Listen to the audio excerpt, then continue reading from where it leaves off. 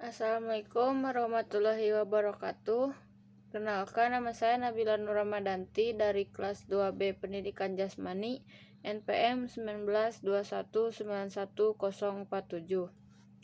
Di sini saya akan menjelaskan tentang standar isi, kompetensi inti, dan kompetensi dasar mata pelajaran PJOK. Yang pertama itu kurikulum sebagai bidang kajian sangat sulit untuk dipahami, tetapi sangat terbuka untuk didiskusikan. Oleh karena itu, untuk memahaminya harus dianalisis dalam konteks yang luas. Demikian halnya dengan kurikulum 2013. Kurikulum 2013 yang berbasis karakter dan kompetensi lahir sebagai jawaban terhadap berbagai kritikan terhadap kurikulum 2006, serta sesuai dengan perkembangan kebutuhan dan dunia kerja.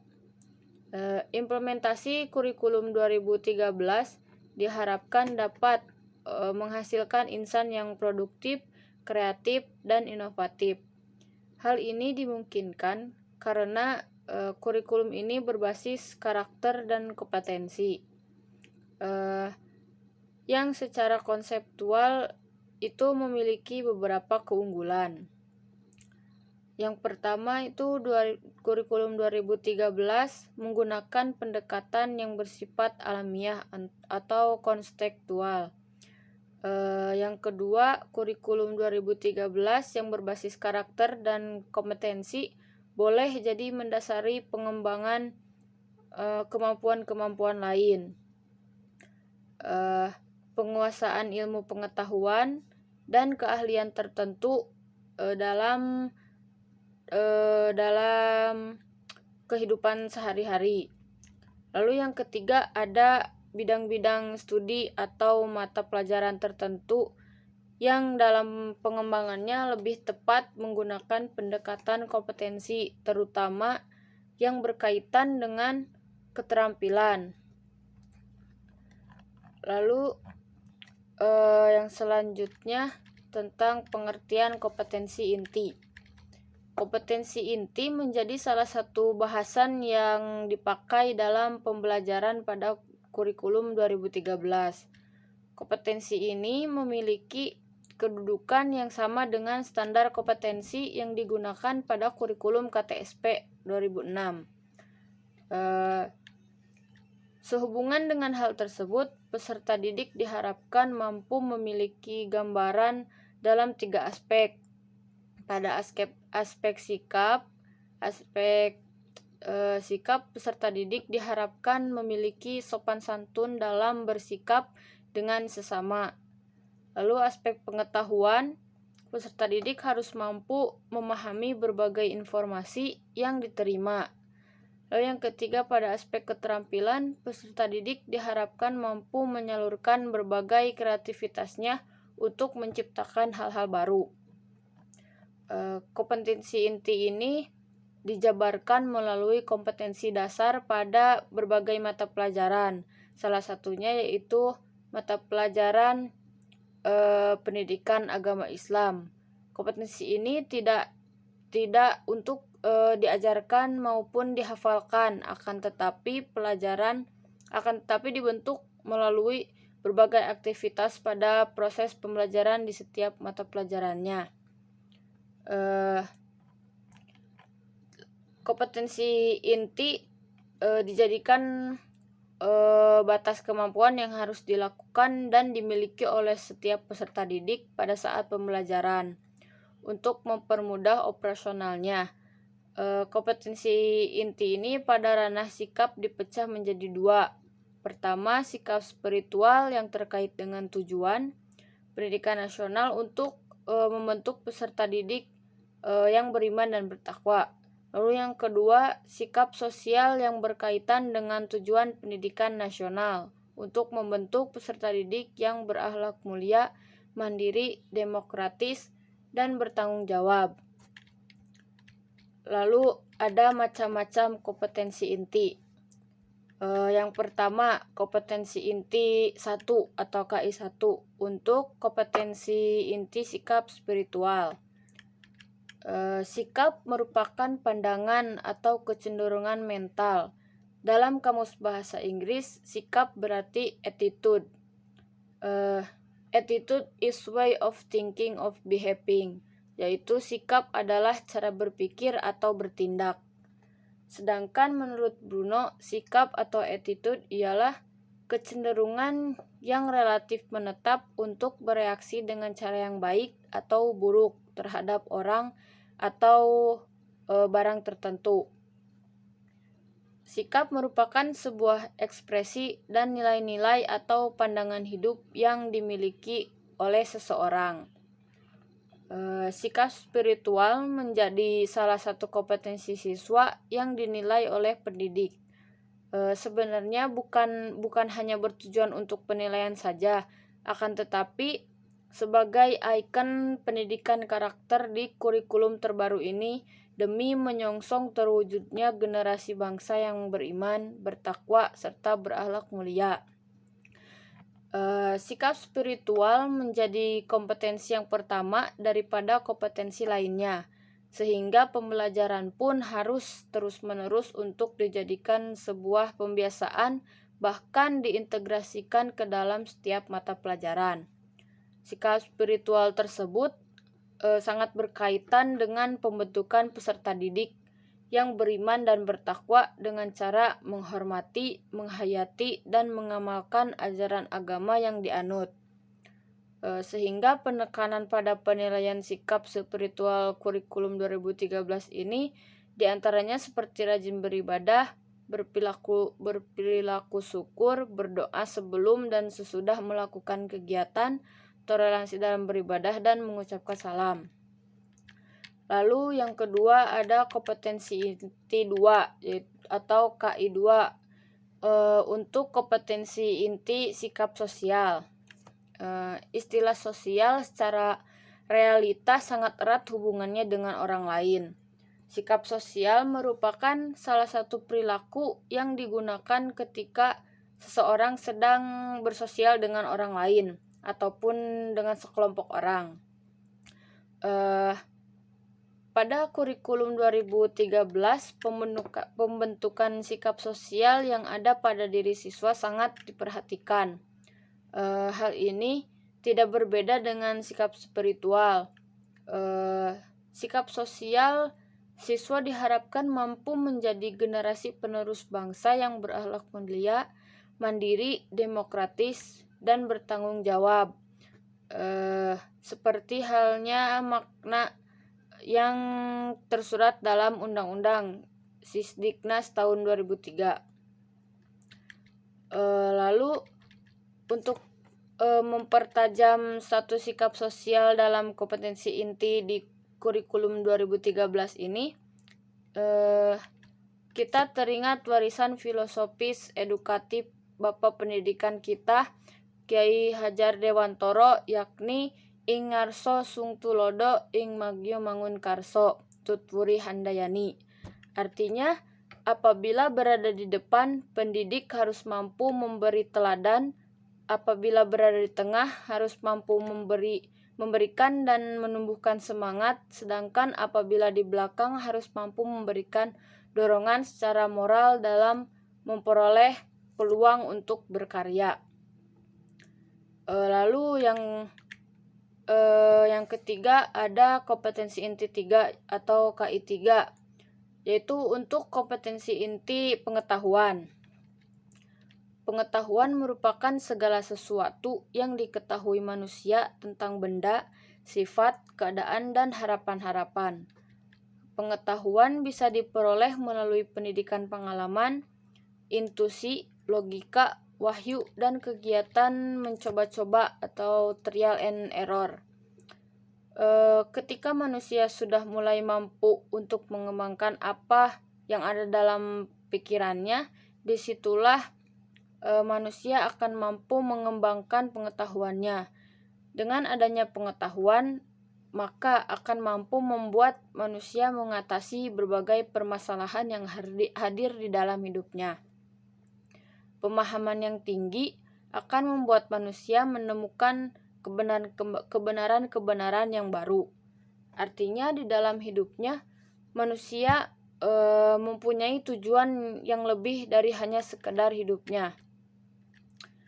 Ranah pengetahuan merefleksikan konsep-konsep keilmuan yang harus dikuasai oleh peserta didik melalui proses belajar mengajar. Pembelajaran ini bertujuan untuk mengukur kemampuan peserta didik terhadap 4 dimensi pengetahuan yang meliputi pengetahuan faktual, pengetahuan konseptual, pengetahuan prosedural, serta pengetahuan metakognitif melalui kecakapan berpikir tingkat rendah sampai yang tertinggi. Lalu yang keempat ada kompetensi inti 4 atau KI 4 untuk kompetensi inti keterampilan.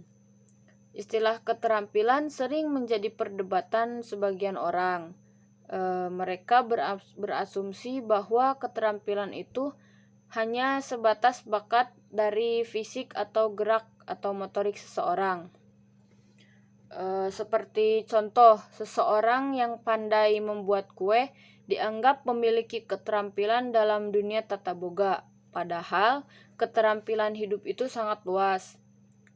Sehubungan dengan kompetensi keterampilan yang diharapkan dalam kurikulum 2013, yaitu keterampilan untuk mengembangkan dan mengeksplorasikan pengetahuannya.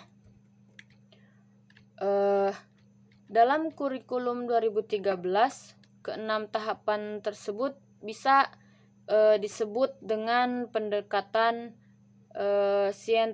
saintifik atau disingkat dengan 5M. Pendekatan ini bertujuan untuk memberikan pemahaman kepada peserta didik bahwa dalam memahami berbagai materi itu bisa berasal dari mana saja, kapan saja, sehingga tidak harus bergantung pada informasi satu arah dari guru. Oleh karena itu, kondisi pembelajaran yang diharapkan yaitu dapat mendorong dan memfasilitasi peserta didik dalam mencari tahu dari berbagai sumber melalui observasi dan tidak hanya sekedar diberitahu oleh gurunya. Lalu yang selanjutnya ada kompetensi dasar.